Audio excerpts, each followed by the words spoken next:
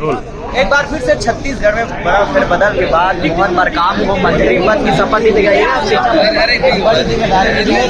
काम करेंगे सरकार में काम करने का मौका माननीय मुख्यमंत्री जी ने, माननीय हाईकमान ने मुझे दिया है। मैं छत्तीसगढ़ के 2 करोड़ 80 लाख जनता की उम्मीदों पर और माननीय मुख्यमंत्री जी के दिशा निर्देशन में काम करेंगे, ऐसा मुझे। आगामी विधानसभा के चुनाव आने कुछ दिन पहले है, तो वो कैसे होगा? नहीं, जरूर काम करेंगे, अच्छा काम करेंगे और दोबारा सरकार बने उसकी तैयारी में। ये थे हमारे साथ मोहन मरकाम जो मंत्री पद की शपथ ले लिए हैं, तो बिल्कुल देख सकते हैं कि आगामी विधानसभा चुनाव होने वाला है, उसको लेकर मद्देनजर काम करेंगे।